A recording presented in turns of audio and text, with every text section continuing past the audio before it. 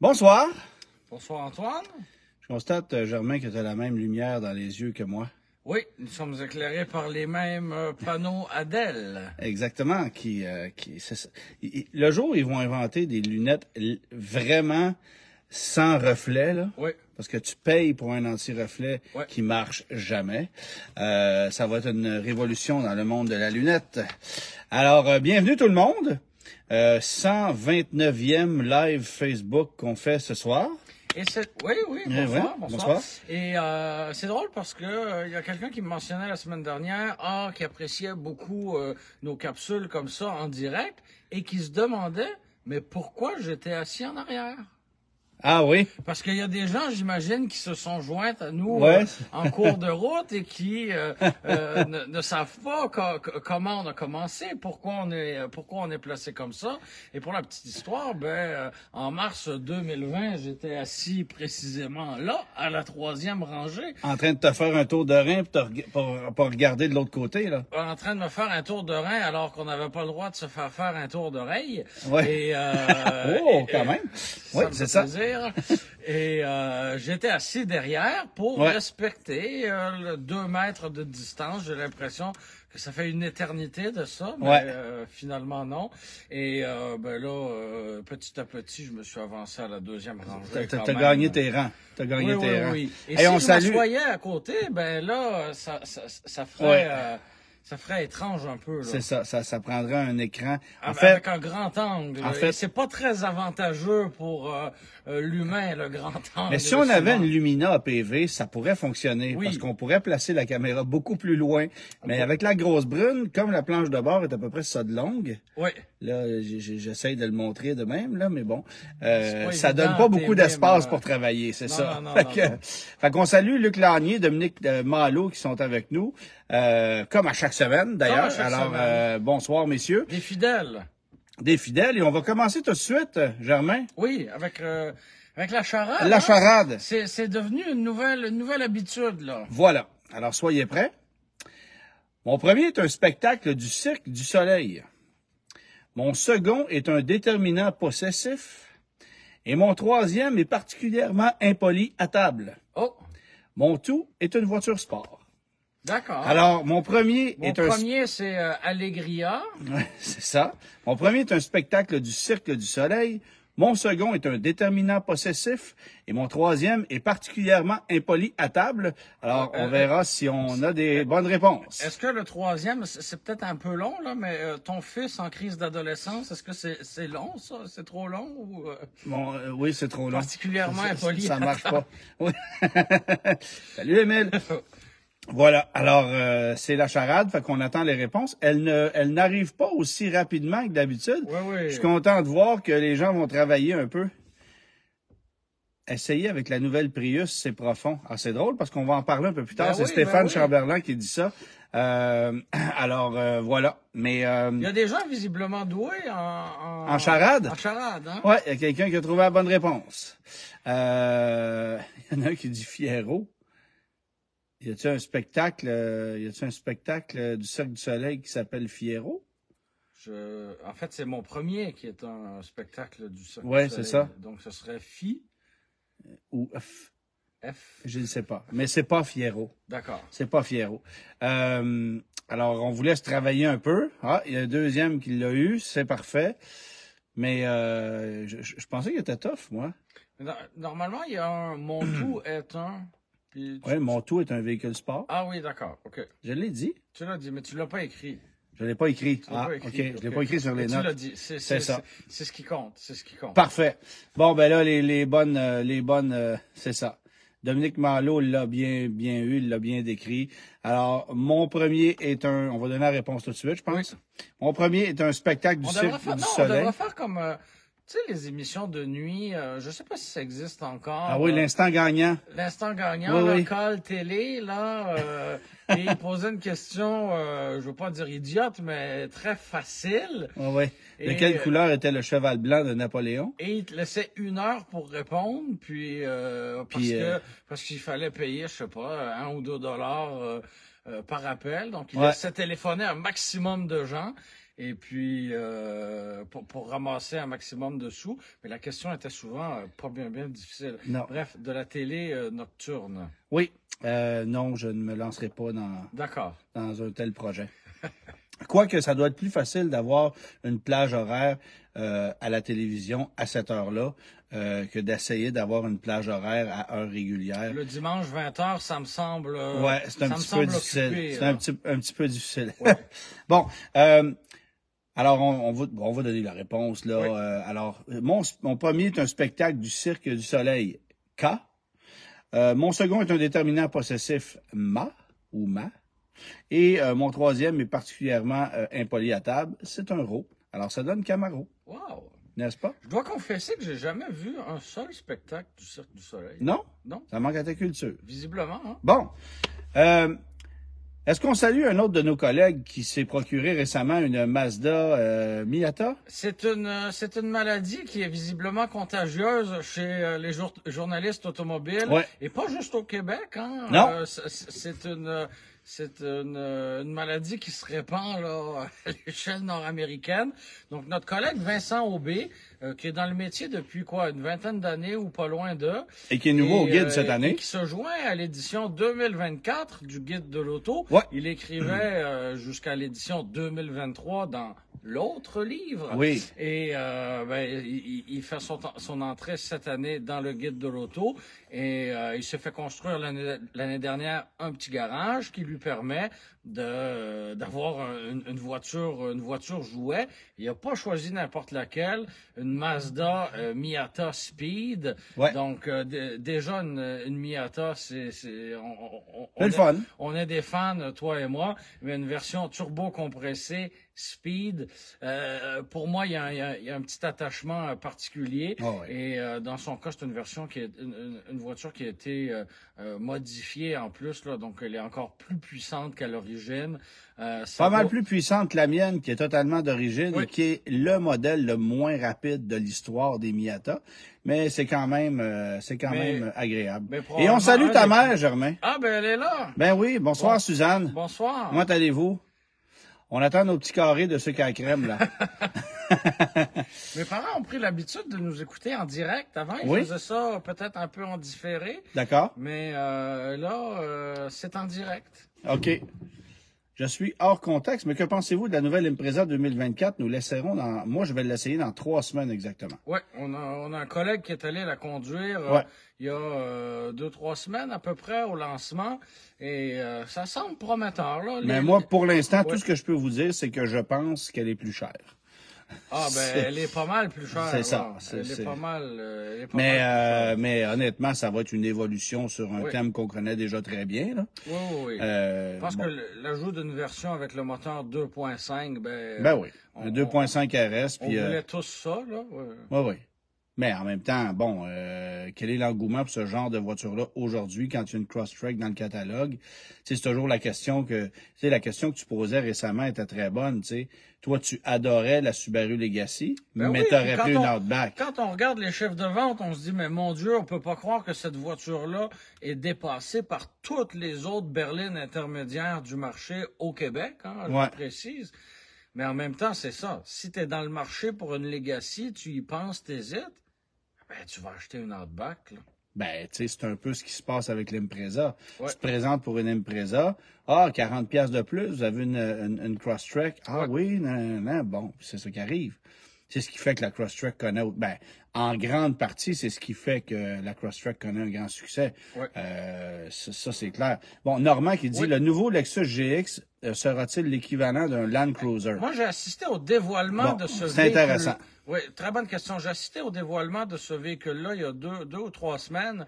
Et j'allais là, entre toi et moi, un peu à reculons parce que je me disais, il s'en est vendu 32 unités au Québec l'année dernière, ce qui était une augmentation de 33% par rapport à l'année précédente. Alors, on était en croissance, tu sais. J'espère que tu as saisi toute l'ironie. Ça fait pas mal 1,3 véhicules par concessionnaire, là, quelque chose de même. Quelque chose comme ça. Ouais. Bref, c'est un véhicule pour lequel on a de l'intérêt dans d'autres régions en Amérique du Nord. C'est le cas de la région de Toronto, de Vancouver, certaines villes américaines. On sait que c'est prisé par une clientèle asiatique, notamment. Mais qu'au Québec, il n'y a aucun engouement pour ce véhicule-là. Et quand on a tiré la couverte sur il est magnifique, ce VUS-là, j'ai dit, oh, c'est comme si on l'avait Land Roverisé. Oh, quand même. Ben, en fait, oui, là. C'est carrément ça. Parce qu'on lui a, tu sais, avant, c'était un gros VUS de luxe et ça s'arrêtait là. Mais c'était pourtant un véhicule qui avait des capacités en route. La différence, c'est que maintenant, il les assume, ces capacités-là, et il assume le caractère. C'est ça. Alors, pour moi, ce n'est qu'une bonne nouvelle, là, tout ça. Est-ce qu'on va battre des records avec ça au Québec? Bien sûr que non, tu sais. Mais il sera certainement moins anonyme et dans l'oubli qu'auparavant. La question initiale, en fait, la question, c'est est-ce qu'il va y avoir un équivalent Land Cruiser? Et à ça, moi, je répondrais ceci. Toyota est sur le point de dévoiler de façon officielle un VUS sur châssis indépendant. Et j'ai pas mal l'impression que ça va être le Land Cruiser qu'on va nous vendre ici. Il y a aussi des rumeurs concernant le FG Cruiser électrique, mais le FG Cruiser électrique ne semble pas être conçu sur un châssis indépendant. Alors que ce que je sais, c'est que on va dévoiler un nouveau véhicule avec un nouveau nom sur un châssis indépendant. Quand je dis nouveau nom, c'est un nom qui n'est pas vendu actuellement dans la gamme Toyota. J'ai hâte de voir ce qu'on va faire avec le 4Runner aussi. Ben, est-ce que ce nouveau VUS sur châssis en échelle va remplacer le 4Runner? Tu sais, il y a ça aussi qu'on peut se poser comme question, parce que le 4Runner est rendu un véhicule tellement vétuste, mais en même temps, tu te demandes comment ça se fait qu'il y a encore un engouement pour un produit comme ça qui coûte 60 000 $. Tu te demandes pas. Tu as un rouage 4x4 exceptionnel, une fiabilité que tu retrouveras jamais ailleurs. Ce que je veux dire, c'est que si les gens sont prêts à payer 60 000 $ pour un véhicule dans lequel il y a un tourne-disque... Ils apprécient le côté rustique de la chose, là. Oui, mais imagine, si cette clientèle-là paye 60, 63, 65 000 pour un véhicule comme ça, ils vont payer 75 pour un Land Cruiser beaucoup plus luxueux. Et tu vas me dire, ouais, ils vont-tu accepter de payer 10 000 de plus? Écoute, tout le monde accepte de payer 10 000 de plus pour un Wrangler qui n'a pas changé. Tu sais, c'est ça, là. Fait que c'est clair que la direction de Toyota va en ce sens-là. Et moi, j'ai vraiment le feeling que c'est ce qui va arriver. Et là, il y a quelque chose qui nous a fait sourire et on n'a pas percé encore totalement le mystère en apprivoisant la documentation du Lexus GX. On s'est rendu compte que la mécanique était un V6 de 3,4 litres, évidemment turbo-compressé. 3,4 litres, on s'est demandé d'où ça venait. J'ai regardé le Lexus LX de dernière génération, auquel mécanique, un V6, 3,4 litres, turbo-compressé. Et en discutant hors d'onde, toi et moi, tu me dis, ben là, ça sort d'où ce V6-là? On n'a jamais vu ça avant. Qu'est-ce que c'est ça? Ben, en fait, c'est surtout que moi, je me suis laissé dire que c'était exactement le même moteur qu'un Tundra. Oui. Ce qui était effectivement le cas, parce qu'en plus, on partage le même châssis, tout ça. Et là, quand on va voir le volume pas en litres, mais en... la cylindrée. De manière plus précise. C'est 3445 cc. Oui. Donc, chez Toyota, on arrondit à 3,5 litres. Voilà. Mais chez Lexus, on arrondit à la hausse. À la baisse. On arrondit à la baisse à 3,4 litres. Mais c'est exactement le même moteur. C'est précisément le même moteur. Alors, est-ce qu'on fait le choix de pas arrondir de la même manière pour distinguer ces deux mécaniques-là?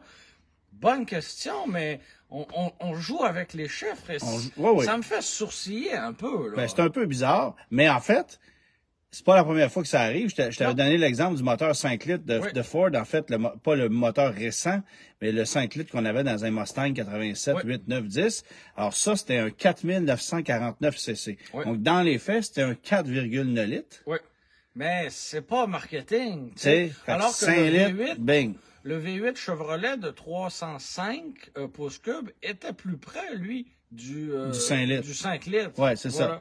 Mais, puis, je Mais veux dire, un 3... 4,9 litres, c'est moins... Mais bref, Toyota a choisi l'option du 3,5 litres turbo parce que Ford a la même chose. Oui, oui, oui. Tu sais, mais effectivement, on joue sur les mots, mais tout ça pour dire que peu importe le véhicule, c'est le même moteur. Puis en passant, chez Lexus, on parle de 409 chevaux pour le V6 3.5 turbo Dans le LX. Dans le LX. Qui est un petit peu moins puissant dans le GX. Oui, mais on parle de 409 chevaux dans le LX, puis de 389 dans le Tundra. À la différence que le Tundra roule à l'ordinaire, puis le Lexus roule au super. Et donc si c'est exactement le Si tu même. roules le Tundra au super... C'est 409 chevaux. Okay, voilà. C'est pas plus mais dur qui que va ça. rouler un Tundra au super? Excellente question. Ouais, c'est ça. Mais ça me... Mais qui va rouler un LX au super? Beaucoup de monde. Beaucoup Oui. de monde, ben oui. L'acheteur de Lexus, il se cassera pas la tête, il va mettre du super là-dedans, puis c'est écrit de faire ça, c'est ça qu'on fait. Tu sais, oui. Acura, c'est la même chose, là. On essaie tout le temps de nous dire, ah non, non, c'est complètement différent comme mécanique. Garde bien, là. Ton vieux moteur 3.5 qu'il y a dans un MDX puis dans un Pilote, là, il y a 10 chevaux de différence. Puis la seule différence, c'est l'essence que tu mets dedans. C'est tout. Fin de l'histoire. Oui. Pilote qui adopte une toute nouvelle mécanique très moderne cette année. Ben, il y a un rapport de plus, mais... Ouais, puis c'est double embarquement en tête au lieu de simple embarquement en tête, mais c'est le même moteur. On n'arrête pas l'évolution. Hein? On n'arrête pas l'évolution. Bon, alors, je vous ai parlé de bien sûr... Alors, la réponse, essentiellement, c'est oui, on soupçonne fortement qu'il y aura un Land Cruiser à suivre. On va voir ce que ça va donner. Mais c'est clair que le 4Runner, actuellement, vit sur du temps emprunté. Là, ça, c'est bien évident. On parlait de la Miata de Vincent tantôt. Oui. On va poursuivre avec Mazda parce que Mazda a annoncé aujourd'hui une réorganisation de sa gamme de la Mazda 3.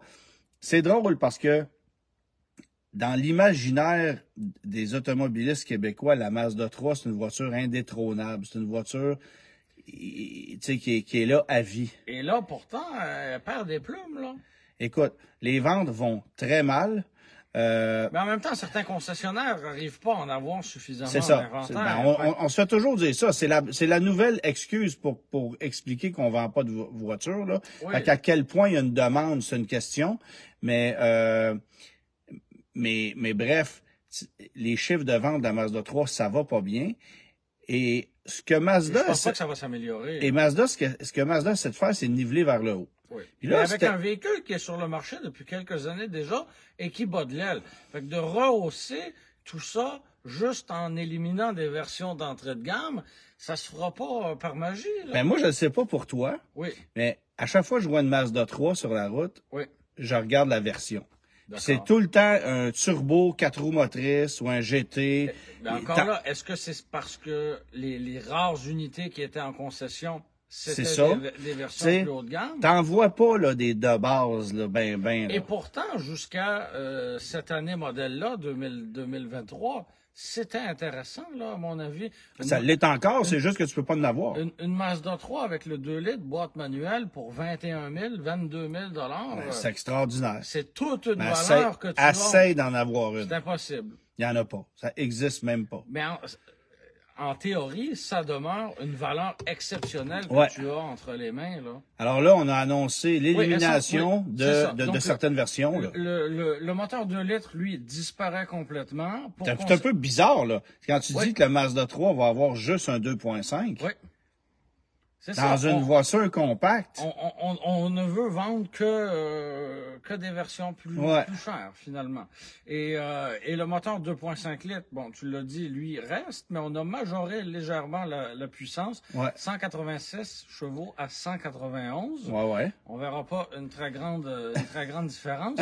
Puis la boîte manuelle, elle demeure, mais elle n'est plus offerte pour les versions GX et GS. Et ça aussi, ça m'a fait sourciller. Ben, il n'y a plus de GX, essentiellement. GX et GS. Non, mais GX disparaît. Est-ce qu'on aurait une version GX avec 2.5? Bonne question. Pourquoi? Bonne question. Ouais. Et tu sais, jusqu'à un certain moment, on voyait des boîtes manuelles être offertes sur des versions d'entrée de gamme. Ouais. C'était le prix qu'on voyait sur le panneau publicitaire. Et là, ben, c'est une stratégie inverse. On garde la boîte manuelle juste pour des versions un peu plus cher. Ben oui, mais c'est les enthousiastes de toute façon qui veulent une boîte manuelle. Là, les gens qui achètent un modèle de base, qui vont au plus bas soumissionnaire, ils veulent avoir une voiture. Ils cherchent pas nécessairement à avoir une boîte manuelle, de moins en moins. Ça intéresse de moins en moins de gens de toute façon. Alors qu'il y a certains enthousiastes qui, eux, vont vouloir une voiture plus intéressante, plus dynamique, plus luxueuse, plus équipée, mais qui vont vouloir la boîte manuelle. Et là, pour les prix, on passe de 21 900 $ pour la berline à 24 200 $ en 2024, toujours pour la berline. Puis rajoute à ça les frais de transport et préparation. 2000 $, fait que ça part à pratiquement à 27 000 avec les frais de concessionnaire. Alors, on vient de fracasser le seuil des 25 000 $. Une de moins en bas de 25 000. Ouais, Marc, tu peux pas faire payer Honda, là. On est à 29 pour une Civic. Non, je sais bien. Ouais. Mais ça en fait une de moins à 25. Mais c'est un marché qui est en dégringolade. Bien sûr. C'est carrément, là, tu sais. Fait que je comprends très bien la décision de Mazda. Puis c'est même surprenant qu'on garde une manuelle, parce qu'il faut pas oublier qu'un truc, c'est qu'on vend beaucoup de 4 roues motrices dans le Mazda 3. Puis 4 roues motrices, tu peux pas avoir de manuel. Donc c'est uniquement une GT traction qui va pouvoir avoir une boîte manuelle. Et ça aurait été bien quand même de pouvoir combiner les 4 roues motrices avec la manuelle, là. Ben oui. Tu sais? Ben oui, c'est sûr. Enfin. Puis là, bon, on regarde une 6 vitesses automatique. Il y a Maxime qui dit, il y a 1 an, je magasinais une Mazda 3, 6 mois d'attente. J'ai acheté une usagée, très bas millage. J'ai jamais baissé en bas de 9,5 litres au 100 pour une 4 roues motrices. Ça boit quand même pas pire. Ça cogne assez dur, la transmission automatique. Par moment, on dirait que, OK, je suis pas capable dessus. C'est pas ce qu'il y a de plus économique, non. Là, mais... Non, mais en même temps, c'est une voiture d'enthousiaste. Ouais. Et souvent, tu la pousses un peu plus parce que t'es un peu plus le fun. Puis bon, ça donne souvent ça, là. Tu sais. Et, Stéphane qui demande vos réflexions sur le classement de J.D. Power sorti le 22 juin. Top 3 des meilleurs Dodge, Ram et Alfa Romeo.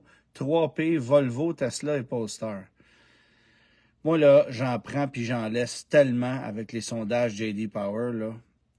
Tu sais, quand tu es en train de m'expliquer que une Alfa Romeo est plus fiable qu'une Toyota. Oui, mais en fait, si on fait référence au même sondage, c'est sur la qualité initiale. Donc, est-ce que quand tu achètes une Toyota, puis tu as le témoin du capteur de pneus qui apparaît, tu considères ça comme un problème et tu en fais part quand on fait le sondage? La qualité initiale, ça veut rien dire. Je le sais, Antoine. J'essaie juste d'amener une nuance. Kia s'est vanté de ça pendant des années. Et à l'inverse, est-ce que quand tu achètes un Alfa Romeo, ben, tu te dis, je vais devoir vivre avec ses caprices, puis c'est correct comme ça. Ouais. Et au bout de, je pense, 3 mois, ben, tu dis, oui, j'ai été totalement satisfait. Ah ouais, c'est ça. Fait que, faut en prendre et en laisser. On sait que la clientèle de Toyota est très, très, très exigeante, s'attend à ce que ces véhicules-là soient parfaits. Il n'y a rien de parfait. Fait que, voilà. C'est ça. Mais... Fait qu'on on se retrouve avec des palmarès comme ça qui nous font friser les cheveux, puis... Puis ce qui est drôle, c'est que d'une année à l'autre, il n'y a pas de récurrence. Ouais. Il n'y a pas de récurrence, tu sais, c'est... Bon, Kia, Hyundai... Tu vas te retrouver avec Buick qui va être au top d'une année de la fiabilité, puis tu sais, tu regardes ça en disant, c'est vraiment les meilleurs, tu sais. Ben oui, mais tu sais, en même temps, la clientèle de Buick, tu sais, on s'entend dessus. Ils répondent au sondage. Ouais, vu de même. Ils ont le temps, c'est ça. On est dans le gros jugement. Oui, pas mal. Mais bref, fait que Mazda 3 qui passe par une cure d'amaigrissement, puis là, déjà, le modèle commence à vieillir. Qu'est-ce qui va arriver pour la suite? On va-tu le garder? C'est une bonne question. Tu sais, il y a une berline encore chez Mazda, puis la Mazda 3 berline, elle est pas mal exclusive à notre marché. Tu peux pas acheter ça sur le marché européen, là. C'est que des hatchbacks là-bas. Fait que la berline, c'est pour nous. On va-tu garder ça? Après ça, la boîte manuelle, c'est évident que si on renouvelle la Mazda 3, il n'y aura plus de manuel. Tu sais, bref, j'ai bien hâte de voir ce qu'on va faire. Mais en même temps, il faudra proposer autre chose que la foutue automatique à 6 rapports, là. Oui, oui. Non, mais c'est sûr. Mais T'sais, on a déjà développé une nouvelle transmission à 8 vitesses Oui. qu'on intègre dans le CX90, qui va être dans le CX70 qu'on va dévoiler en cours d'année. Oui. Bon, fait que ça va. C'est sûr que cette boîte-là n'a pas été développée pour un ou deux modèles. Là. On va la partager partout. Là. C'est sûr, sûr, sûr. Puis, À suivre. puis c'est certain que Mazda n'arrivera pas avec une CVT. Ça aussi, c'est assez certain. Effectivement, je miserais pas beaucoup sur le fait que Mazda débarque avec Il une existe quand même des Mazda avec des CVT. Ah? Là, tu te creuses les méninges. Oh! Des Mazda avec des CVT. Ouais. En Amérique du Nord. Non. Ah, OK, c'est ça. En fait, si tu vas sur le marché européen aujourd'hui, la Mazda 2 de nouvelle génération est une Toyota Yaris, Ah oui, OK. qui est la Yaris européenne, laquelle exploite une transmission CVT. Je Donc, comprends. donc, tu peux avoir une Mazda 2 avec boîte CVT, mais dans les faits, c'est une Yaris. Ça, c'est quand même ironique parce que nous, Parce que nous, c'était l'inverse. On avait une Yaris qui Qui était était une Mazda 2, alors ouais. que la Mazda 2 n'était plus offerte ici. C'est ça. C'est clair, hein? C'est histoire de mélanger tout le monde, là. ouais. C'est ça. Bon, parlant de Toyota, Oui, parlant de Toyota, bien sûr, tu conduis une belle voiture cette semaine, franchement. Ceux qui te suivent sur Instagram Ouais. ont assurément vu Et là. que tu as partagé une superbe Prius Prime jaune serein. ouais, mais je vais montrer cette voiture-là parce que Bon, fais tout tomber. c'est ça que je fais, là. Je vais montrer cette voiture-là parce que c'est difficile de faire plus laid comme roue. N'est-ce pas? Ça rappelle les roues de base de la Model 3. C'est effrayant. Alors, c'est une voiture qui est très élégante par rapport à ce que c'était. Pas autant que ça, bien sûr, mais c'est une voiture qui est beaucoup plus belle que l'ancien modèle, mais les roues, c'est horrible. Hein, tu trouves pas que ça ressemble aux roues de base de la Model 3? C'est une Tesla? Oui, absolument. Et c'est pas un compliment là, que je lui fais là, en disant ça. Non. Bon, j'ai rien cassé? Bon, pas encore. Parfait. Fait que, oui, une Prius Prime, finalement, de base, avec des roues aérodynamiques. Et, Ouais, ben, sais-tu quoi? J'ai fait mes recherches. Parce que je l'ai conduite comme un bon peu. complotiste, t'as fait tes recherches. Exact. C'est bien. Alors, tu as 5 versions de la Prius que tu peux avoir 2023. 2 hybrides, donc 4 roues motrices de série. Les 2 viennent avec des roues de 19 pouces, Oui, ce qui est ben trop gros pour une Oui. Prius. oui. On est passé de quoi? 14 à 19 C'est juste- en un an, à peu En près? tout cas. Ou de 15 à 19? hein? Et si tu y vas pour une Prime, qui, avec les crédits, coûte moins cher qu'une Prius 4 roues motrices, ben, tu vas avoir des roues de 17 pouces horribles, comme ce qu'on a ici sur une version SE. Si tu prends une XSE ou une XSE Premium, ça vient sur le 19 pouces. Mais regarde bien la chose. Si tu prends une Prius Prime comme celle-là, Elle va consommer moins. tu as hein? 70 km d'autonomie électrique. Après quoi, tu tombes en mode hybride pardon, à 4,5 litres au 100. Si tu prends une XSE, tu as 62 km d'autonomie, donc tu en perds 8, à peu près 10-12 %. Puis tu vas consommer 4,9 litres au 100 km. Donc, tu les paies très cher, tes grandes jantes. Tu sais, ben, en fait, tu consommes 10 à 12 plus d'énergie électrique, puis 10 plus de carburant. Pour avoir des roues C'est plus zéro belles, efficace. c'est complètement nul. Mais en même temps, c'est laid pour mourir. C'est effrayant. Oui, mais tu peux changer ça pour mettre quelque chose qui a un peu plus d'allure, là. Tu sais, j'ai l'impression que ce sont des roues aérodynamiques, qu'on a mis des pneus à faible distance, OK? Combien de pouces, celle-là? 17. Ben, probablement que n'importe quelle roue de 17 pouces serait plus efficace que leur genre. Et si tu en mets des plus belles qui vont avoir un petit peu plus de résistance à l'air, Ouais. ben, tu vas peut-être faire 69 km au lieu de Ils vont avoir 70. moins de résistance à mes yeux, en tout cas, là. Oui, c'est ça. C'est surtout ça, parce que là, c'est vraiment... Ah, là, on parle du Canadien. Les Habs repêchent qui? Ah, OK, je ne sais pas. mais tout ça pour dire que C'est-tu le repêchage en ce moment? j'ai aucune idée. OK. Je ne suis pas bien ça, le hockey. Non. Non, je ne pense pas. Mais tout ça pour dire qu'il y a une grosse différence, puis qu'au nom du look, Ouais. le marché canadien a décidé de mettre du 19 pouces à peu près partout.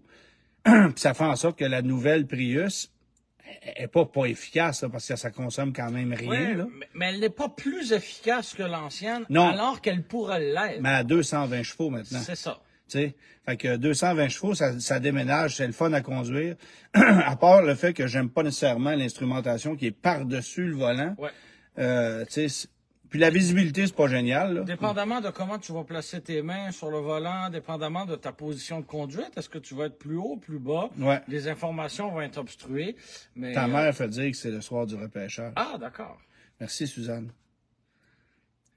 Heureusement, elle est là pour nous informer Voilà, des vrais exactement. enjeux. Exactement. Et oui, l'autre Prius Prime que tu as partagé sur tes réseaux sociaux était d'une couleur rappelant un véhicule de rouler au suivant. Oui, jaune. Jaune. Jaune. Une Prius Prime XSE. Ça look jaune comme ça. Oui, oui. Ça fait un peu taxi. Elle est pas mal plus belle. Tu sais, là, on a une espèce de gris furtif. Ça fait un peu taxi. Oui. Mais en même temps, ça peut être un taxi. Il y a de la place Oui. là-dedans. Là. Ben, on sait que les Prius sont souvent utilisés comme des taxis. Ben, puis c'est drôle parce que j'ai posé la question à savoir pourquoi on avait abandonné la V. La Prius V qui se vendait très bien chez On nous. nous a dit quoi? Ah, on arrive avec un Corolla Cross hybride? Non? Oui, ça se vend chez nous, au Québec. C'est tout. Personne n'achetait ça aux États-Unis, là. Mais quand tu dis personne, là, Ouais. c'était, tu sais, ah non, on va prendre un Highlander à la place. Tu sais, c'était vraiment ça, là. Mais c'est vrai que chez nous, c'était un beau succès. Mais il y là. en a eu, pas à peu près. Les taxis, tout le monde avait ça. C'était. Puis la C, ben, toute la flotte de Communauto, à un moment donné, c'était quasiment ça. Genre. Ouais, c'est ça. La C. Ouais, puis là, il commence à avoir de la misère à recruter, le Communauto, parce qu'il y a de moins en moins d'offres à des prix raisonnables, là. Ouais. Tu sais, Ils- là, on ils- voit des Rio, Ils des prix de achètent même. pas à la douzaine, là, mais plus Ben, que ils ça. ils là. achètent en flotte, bien Oui, sûr. là. oui. Mais c'est pas évident en ce moment d'avoir des bons prix sur des grandes quantités de véhicules pas chers. Non, là. non. C'est, C'est ça. T'achètes, tu prends à gauche, à droite ce qui traîne. Tu peux pas ramasser n'importe quoi non plus parce que c'est n'importe qui conduit ça et n'importe comment qui conduit ça. Là. Fait que ça prend un minimum de robustesse, de fiabilité. Puis il faut que ce soit silver, je pense. Ils sont tous silver, les voitures de Communauto. Ça, c'est une bonne question. Je pense, là. Dominique, il dit il y a des Corolla. Oui, mais, Oui, beaucoup. mais tu te présentes chez Toyota, puis ils n'en ont pas. C'est ça. Fait que, Tu sais, fait que ils mettront pas des RAV4 à essence, là, à un moment donné. Mais il y a des noirs aussi, noirs, semble-t-il. OK, bon. Mais bref. belle variété de couleurs. Ouais, c'est ça, c'est très excitant. Mais est-ce que sur une noire, les scratchs, ça paraît moins? Bonne question. Parce que le Mais, défi ouais. défi d'une voiture de Communauto, c'est d'en trouver une qui est pas Qui est pas cogné aux quatre coins, puis C'est ça. qui manque pas deux capes de roue. Tu sais. C'est ça, exactement. Ouais. Salutations à François Gravel. Bonsoir. Bonsoir. Autre véhicule qu'on a essayé ensemble. Ensemble, Au cours de la semaine on passée. s'est payé tout un trip. Écoute. C'est de par notre métier, on conduit des véhicules exceptionnels et c'était le cas ces derniers jours. Rien de moins que le Chevrolet Trax. Quelle mécanique retrouve-t-on dans le Chevrolet Trax? Un moteur à 3 cylindres. De 1,2 litres. Ça nous en fait chacun 1,5, là. Voilà. C'est pas beaucoup. C'est ça. Alors, 3 cylindres, 1,2 litres, 137 chevaux, marié à une boîte automatique à 6 rapports, dans un véhicule aux dimensions quand même considérables, parce que c'est plus gros qu'un Trailblazer, Ouais. Et justement, et traction avant seulement. quand tu le regardes, quand tu prends place à bord, avant de démarrer avec le véhicule, tu te dis, OK, ça peut être un petit VUS pratique, Ouais. parce qu'il y a de l'espace, parce que tu sais, t'es relativement bien assis, comme dans bien des VUS GM, et c'est ça. Pour un petit VUS, il est assez gros, comme tu le disais, il est plus grand que le Trailblazer, Ouais. mais il se positionne différemment du Trailblazer. Une fois qu'on démarre ça et qu'on prend la route, c'est un peu plus laborieux. En fait, au départ initial, il y a du couple. Ouais. C'est à 162 livres de couple, puis pour vrai, ça répond. Fait en ville, C'est c'est correct. correct. Mais ce qui est pas correct en ville, c'est qu'il est bien plus gros qu'un Kicks, qu'un Soul, qu'un Venue, par exemple. Il y a des roues beaucoup plus grosses. Ben, dans le cas aussi. du modèle qu'on a essayé, là, ça c'est ridicule. C'est exagéré. C'est un 2RS, c'est sur du 19 pouces. Écoute, ça a le diamètre de braquage d'un autobus scolaire, puis c'est zéro maniable, puis ça cogne dur. Là. Tu prends ça C'est sur un très mauvais choix. de roue, là, tu prends pas ça. Ça a un look, Ouais. oui, on l'accorde, mais c'est une mauvaise décision d'opter pour ça. Là. Ouais. Il manque Merci que à des Christophe racing- pour les étoiles, Il y a bien Mario qui dit apprécié. il manque que des Racing Stripes. Correction. Il y en avait. C'est ça, il y en avait, ouais, c'est ça. Ouais. Ouais, fait que oui, merci à Christophe pour les étoiles, puis Gino qui dit hey, un 1.3 à 137 chevaux, ma Z24 89 avait un 2.8 de 132, puis ça se traînait dans le temps. Oui. Mais aujourd'hui, c'est parce qu'on a une course à la cylindrée dans un seul objectif, c'est d'économiser à la pompe.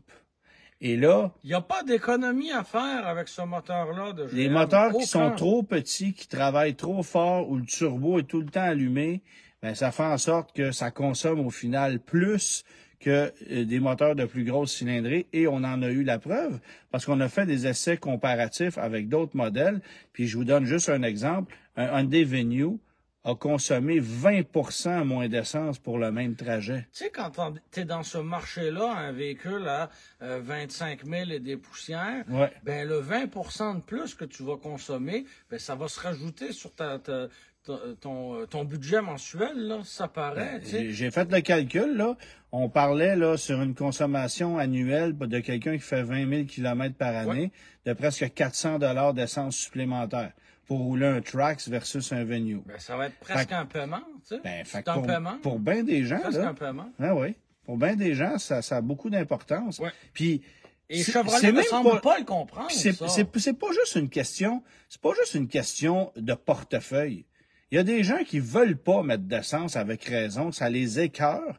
Fait que, tu sais, de dire, écoute, là, moi, je paye pour une motorisation de pointe avec un système start-stop, avec un turbo aussi, toutes des affaires qui vont péter plus rapidement qu'un moteur ordinaire, là. Bon, mais c'est ça, la vérité, là. Ben, est-ce que je t'ai Tu obstiné? sais, Profite-en. On s'entend? Profite-en. Fait que- Je suis complètement d'accord. Ben, ça marche pas. Ouais. Ça marche pas. Fait que est-ce que le couple initial est... Puis en plus, c'est pas une bombe, là? On s'entend dessus? Non. Ça non. s'essouffle Tu sais, assez quand vite, on là. disait qu'il y avait du couple, Oui, ça répond là, au départ, mais après ça sent la crise d'asthme, là. Tu sais, on se garoche Ouais. pas ses murs non plus, Non, là. non. Hein? Fait que, ça va se vendre, c'est certain. Ça va être super populaire parce que le format, les gens vont l'aimer. On dirait vraiment un petit Blazer. Ouais. Actuel, là, pas Oui, un oui, ancien oui, Blazer. oui, là. oui. Tu sais, autant je trouve qu'il n'y a aucun lien, ni aucun esprit de famille entre le Blazer et le Trailblazer. Non. Autant je vois un air de famille entre le Ouais. nouveau Trax et le Mais pourquoi ça va se vendre? Parce que c'est de loin le véhicule américain le moins cher. Ouais. Alors, quelqu'un qui habite dans un milieu rural où il y a un concessionnaire Ford, GM puis Chrysler dans son coin, ben, ce qu'il y a de moins cher, Tu sais, ça comme, va. comme deuxième véhicule ou pour Ben oui. un foyer où on a des moyens plus restreints, ben, tu te poses. Tu sais, finalement, c'est quoi le deuxième véhicule américain le moins cher? Le Trailblazer. Puis le Maverick? Oui, mais il n'y en a Tu sais. pas. Tu sais. Oui, mais aux États-unis, ils en ont. Oui, c'est ça. Tu sais. Mais bon. Fait que- mais tout le monde ne veut pas nécessairement d'une petite Mais ça va se camionnette, vendre, c'est sûr que ça va se Certainement. vendre. C'est juste que je trouve ça ridicule d'aller dans une version 2RS à 33 000 $ comme on avait. Tu sais, une version LT à 28 000, transport, préparation inclus, là, tous les frais inclus, là c'est pas pire. Mais ça commence à 24 500 Ouais. avec tous les frais, là. Puis même là, t'es correct, là. Tu sais, je veux dire, c'est un véhicule à vocation économique. Ouais. Ça sert à rien là, d'aller dans des versions dispendieuses. C'est ça. Fait que, mais c'est pas le véhicule de l'année. Puis en fait, son défaut, c'est son moteur. Parce que le reste, c'est très bien. C'est ça la vérité. Il y a eu une drôle d'annonce cette semaine. Je veux juste répondre à la question. Mathieu qui dit j'ai besoin de remorquer 5500 livres dans un véhicule électrique. Y a-tu autre chose qui peut tirer autant à part un Lightning? C'est une bonne question. Ben, le Rivian. Oui, ben il y en a pas. C'est ça le C'est problème. ça. Et Les Silverado EV qui vont arriver prochainement, là. oui, d'ici la fin du mois. Ouais. C'est des bonnes questions. Puis c'est revenu souvent quand on était au kiosque du Guide de l'auto, au Salon du véhicule électrique de Montréal. Et c'est une question qui est très légitime parce que des gens en ce moment qui tirent avec un gros VUS ou avec une camionnette, ben eux, ils dépensent beaucoup d'argent en essence. Et pour ces gens-là, la question de l'électrique est plus pertinente que jamais. Ouais. Malheureusement, il n'y a pas beaucoup d'alternatives, il n'y a pas beaucoup de choix électriques pour remorquer autant que ça. Bon, on propose évidemment le Hummer électrique, mais tu sais, le Hummer électrique, pour moi, ça n'a aucun sens, là. Mais Ben, c'est capable. C'est capable, mais tu sais, à quel prix, puis pas, tu sais, pas juste financier, là, à quel prix, Non. à quel coût humain, là, tu vas prendre un Hummer, tu sais. Moi, j'ai bien de la misère avec ce véhicule. On prend les Lightning. Donc, le Lightning, oui, le Rivian, s'il finit par arriver un jour, c'est extrêmement long, ça aussi. Ouais. Mais en ce moment, il n'y a pas 50 autres possibilités. Malheureusement. Non, c'est ça. On est confronté à ça. Exactement. Merci Pierre pour les étoiles. Puis évidemment, ben plus le temps va avancer avec l'arrivée des nouveaux modèles électriques, parce que là, Ram annonce 14 000 livres de capacité de remorquage avec le REV. Ouais, qui est pas prêt d'être arrivé non plus. On faisait là. des blagues avec le Silverado électrique. Mais ça, c'est encore plus loin. Là. Il va falloir patienter pour ça aussi, là. Ouais, puis là on parle de RAM, c'est ça. Tu sais, j'écrivais cette semaine un texte pour le guide de l'auto où là on est dans une année de transition avec RAM. On sait que le classique s'en va, le moteur Hurricane. Ouais, malheureusement, le moteur Hurricane qui va arriver. Qu'est-ce qui va arriver avec le MI, on sait pas trop. Puis là il y a REV qui va s'en venir. Bref, c'est une année de transition. Et là, un peu plus tôt cette semaine, le Cybertruck pour remorquer 5500 livres. Le Cybertruck, c'est ça. Le jour où il va exister, peut-être. Ah, puis le Canadien repêche en 1 minute 50. Tenez-nous au courant. Yes. Mais c'est ça. J'assistais à une présentation. On est vraiment bon d'avoir démarré le live en plein repêchage. On l'a quand même. Nous autres, le sens du timing, c'est extraordinaire. Quand on faisait ça en même temps que les conférences de François Legault aussi, c'était pas... Ouais. Ouais, il n'y a pas beaucoup de monde qui nous écoute cette semaine. Pourquoi? C'est ça. Ah, voilà. Ou en même temps que District 31.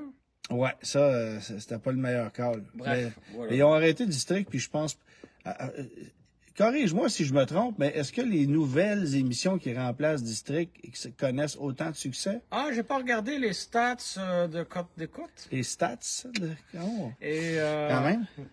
Non, je sais pas. J'ai jamais été un adepte de la télé de début de soirée comme ça. Je sais que toi, t'aimais beaucoup District 31, mais... Ouais, mais quand ça s'est arrêté, j'ai comme eu un soulagement. Enfin. Parce que j'avais comme plus d'obligations. Puis tu sais, moi, j'ai beaucoup de temps dans la vie, vous à la télé. Oui. Fait que c'est ça. Tu t'es défait d'une charge mentale. Oui, voilà, t'as tout compris. Bon, reviens à Ram, là, qui... Oui, je reviens à Ram. En fait, je reviens à Stellantis, qui a fait une grosse annonce cette semaine, live, en direct sur Zoom. On avait invité des journalistes partout au Canada, aux États-Unis, pour dévoiler un plan d'action. Puis là, on s'attendait au dévoilement d'une nouvelle usine de véhicules électriques ou je sais pas quoi. Non. Stellantis a décidé de lancer Free to Move. Essentiellement, c'est un nouveau réseau de recharge. Ben, même pas. En fait, c'est une association entre Stellantis et plusieurs réseaux de bornes de recharge existants pour faciliter la recharge de véhicules électriques de Stellantis qui n'existent pas encore. Et cette annonce-là est un peu secondaire parce que à chaque semaine, un nouveau constructeur annonce un partenariat avec Tesla qui rend son connecteur possible. Bref. Les propriétaires de Tesla, je sais pas s'il y en a qui nous écoutent, mais ils vont commencer à gérer. Ouais, on serait curieux de connaître votre réaction. Parce que pour vrai, c'est quoi l'avantage? Ça vous donnait une certaine exclusivité. Le réseau était très étendu. Moi, j'ai pas le choix d'admettre là, que la plus belle chose d'une voiture Tesla, c'est le réseau. Or, quand tu sors hors Québec. Mais même au Québec, ça marche, c'est rapide. Oui, mais circuit électrique, ça fonctionne bien. Oui, mais t'as jamais la vitesse. T'as jamais la vitesse de charge. Tu Tu sais, c'est une Tesla, tu branches ça, clock, ça fonctionne, c'est super rapide. Merci, bonsoir. Tu sais, ça fonctionne comme rien d'autre. Là. Pour vrai, ça, ils l'ont, ça n'a aucun sens. Mais là, si le gars avec sa Model 3 arrive, je sais pas, moi je pense à l'endroit à Mascouche, pas très loin d'ici, je pense qu'il y a une douzaine de bornes Tesla. Puis qui sont déjà bien occupés. Puis c'est toutes des Kona qui sont là, je peux pas. Je pense, tu sais, là, il y a Volvo qui a annoncé ça cette semaine, l'association, ça veut dire que toutes les... GM, Ford, la même chose. Bon, alors, le club sélectionne le défenseur autrichien David Rennbacher. Ma mère l'a annoncé avant TVA Nouvelle. OK. C'est premier sur la nouvelle. C'est ça. Suzanne était là. Voilà, en direct de l'hélicoptère. C'est ça. Bon, fait que avis à tous ceux qui pensent éventuellement un jour s'acheter un produit Stellantis qui se branche, comme par exemple un Jeep Grand Cherokee 4XE à 90 000 Ça, ils en ont en inventaire, c'est disponible. Ouais. C'est plate parce que c'est une sacrée belle idée, mais écoute, je sais pas c'est quoi la stratégie pour vendre ça, en fait. J'ai l'impression que ça s'adresse pas à notre marché, là, tout simplement. Parce que un 4XE avec une autonomie de quoi? 30 kilomètres, là, maximum? C'est quoi le chiffre? Ah non. C'est 25 000. C'est 25 000? Ça fait quoi? 40 kilomètres? Oh, oui. Puis après ça, tu tombes. Pas beaucoup, là. Puis après ça, tu tombes en mode hybride avec un 2 litres Alfa Romeo dans un Grand Cherokee de 90 000 $. C'est ça. Bon. Oui, il y a Pascal qui parle de la Pacifica hybride, mais ils vont arrêter de la fabriquer avant de commencer à instaurer des réseaux de bornes. Tu sais, il n'y a pas d'avenir pour ce produit-là, malheureusement. Bien que ce soit totalement pertinent, il n'y a pas d'avenir pour ce produit-là. Fait que je trouve ça un peu dommage, mais c'est ça la triste réalité. Je veux parler, ben là, Germain, on est en plein dedans, là. On est vraiment en plein dedans. Alors, nous sommes à l'écriture, du guide de l'auto, ces temps-ci. Alors, on écrit quotidiennement des textes du guide de l'auto, puis on essaie d'aller chercher de l'information. D'ailleurs, je veux remercier Éric Tremblay de chez Audi Parc Avenue, qui va me permettre de mettre à l'essai plusieurs voitures Audi dans les prochains jours. Mais pourquoi, Antoine, dois-tu passer par un concessionnaire? L'accès aux véhicules Audi est simple et facile. Ben, parce que Audi Canada, quand ils mettent une voiture sur la route pour nous, c'est toujours une RS e-tron GT ou un truc que pas possible. Mais les voitures que les gens achètent... Oui. Des A4, des Q5, c'est ça, on peut jamais les essayer. Merci mon voisin d'en face qui m'a prêté son SQ7 pour que je puisse en faire l'essai parce que je n'avais jamais roulé. Mais des fois comme ça, il faut être débrouillant. Voilà. Il y a des véhicules comme ça que les manufacturiers mettront jamais sur la flotte de presse.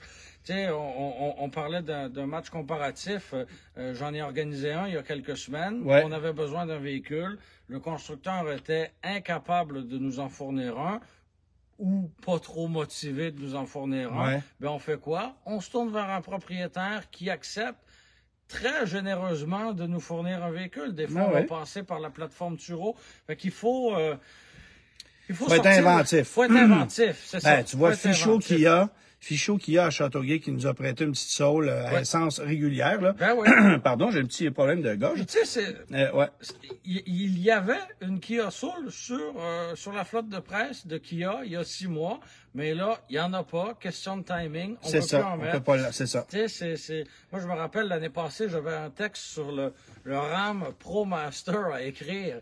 Et évidemment, Stellantis n'a jamais mis ce véhicule-là sur la flotte de presse. Ben, en faisant un peu de démarche à gauche et à droite, je me suis retrouvé chez une entreprise de location. Dis-les donc, tu t'es commandé quelque chose à Amazon Prime, puis pendant que le gars est venu te le livrer, t'as sauté dans le truck, puis t'es allé faire le tour du carré. J'ai dit, passe-moi ton dossard, on va l'essayer. Mais non, je me suis retrouvé dans une entreprise de location à court terme qui m'a prêté un camion pour 2-3 heures, juste pour avoir une impression, là, tu sais. T'écris pas 2 pages en regardant les nuages. Mais c'est ça. Des fois, les constructeurs sont très collaboratifs, vont partager l'information, vont mettre les véhicules à notre disposition. Des fois, c'est un peu moins. Puis tu sais, dans le contexte actuel où c'est pas toujours évident d'avoir des voitures, là, je veux plus utiliser le mot pénurie, là, mais c'est pas toujours évident d'avoir accès à des modèles. Pour certains modèles, il y a encore un manque. Là, ouais, c'est ça. Il y a quelqu'un qui dit, et je dis quelqu'un parce que son nom, c'est des caractères chinois que je suis pas capable de lire, japonais que je suis pas capable de lire. J'aimerais tellement être sur l'équipe du guide de l'auto, peut-être que je devrais faire un topo sur le salon de Tokyo. Ah, peut-être, absolument.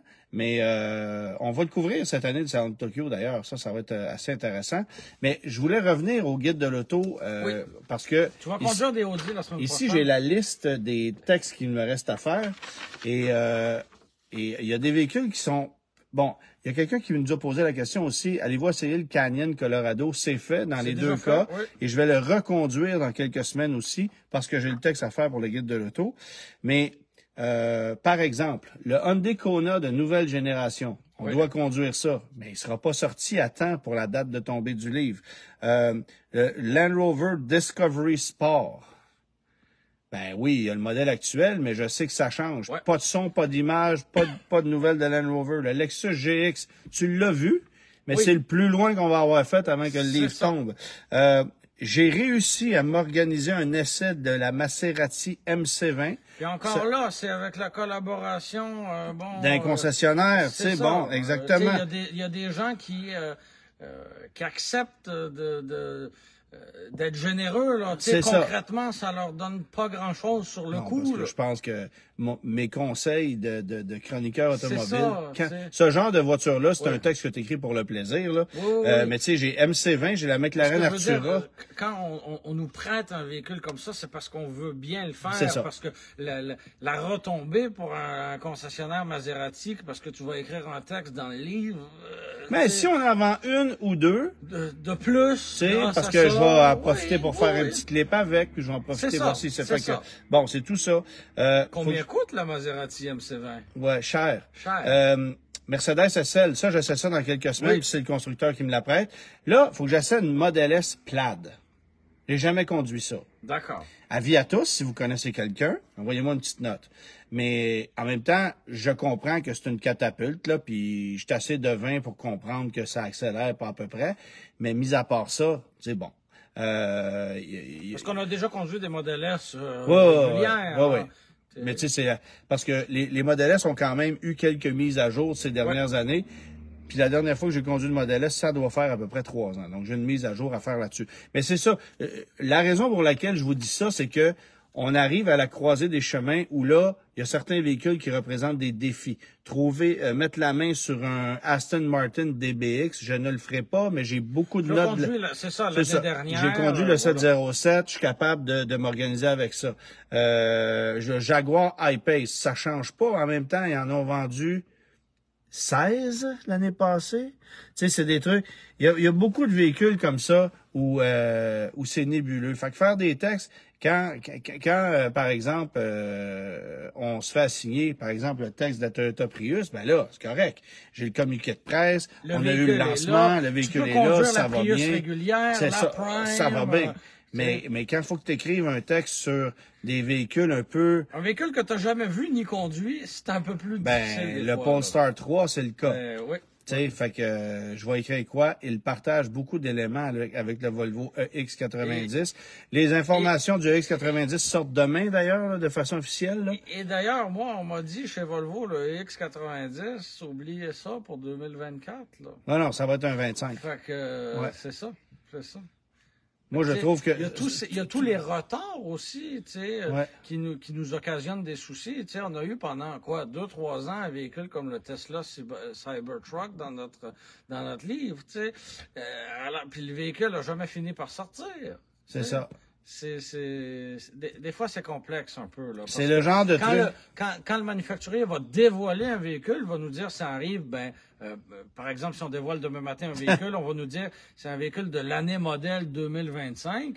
Mais en cours d'année 2024, on va nous dire, ouais, finalement, ça va être 2026. Tu sais. Regarde, je viens d'aller au lancement la semaine passée du Super Duty 2023. Entre toi et moi, il aurait pu l'appeler 2024, puis personne, ça n'aurait rien changé. C'est ça. C'est le genre de situation qui m'attrixe beaucoup. Brochure de la semaine.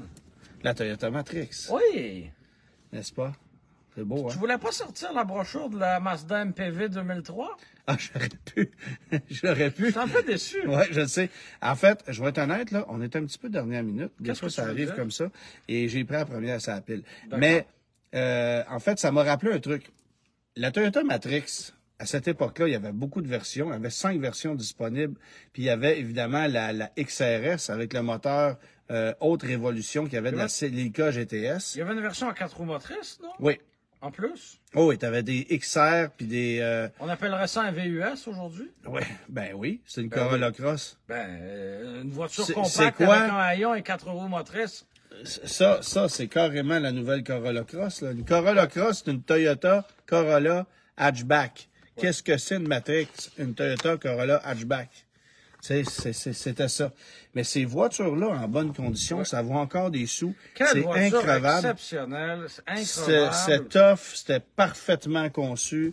Très pratique, bien aménagé à l'intérieur, Oh, oui. extrêmement fiable. Ça, puis la vibe, évidemment, la Pontiac oui. Vibe. Là. C'était pas donné quand c'était neuf, ça Non. a gardé une bonne valeur Exact. tout au long de sa vie. Mais quelle voiture indestructible. Je pense que le mot est juste. Et on annonçait 164 chevaux pour la XRS. C'était 170, je crois, pour la Celica GTS, ou 180 pour la Celica GTS. Donc, un peu moins de puissance dans la Matrix puis dans la Corolla XRS. Oh, oui. Mais c'était essentiellement la même mécanique, là. Fait que ça, c'était quand même le fun à conduire. Mais aujourd'hui, ce qui est drôle, c'est que les Matrix ont toutes beaucoup de kilométrage. 299 000. 999. Pourquoi? Parce que le compteur numérique d'une Matrix et d'une Corolla et d'une Pontiac Vibe à l'époque arrêtait à 300 000. C'est quand même très drôle. J'ai jamais compris pourquoi. S'il y a bien un véhicule qui était capable de dépasser De faire le 300 double, 000 là, c'est ça. kilomètres, c'était bien une Corolla, une Vibe ou une Matrix, là. C'est ça. Puis c'est juste cette génération-là. La génération d'après, c'était pas comme ça. Il y a Maxime qui dit, un de mes clients au garage a plus de 700 000 kilomètres. Anecdote, il est rendu à son 3e dash. Ah, c'est ça.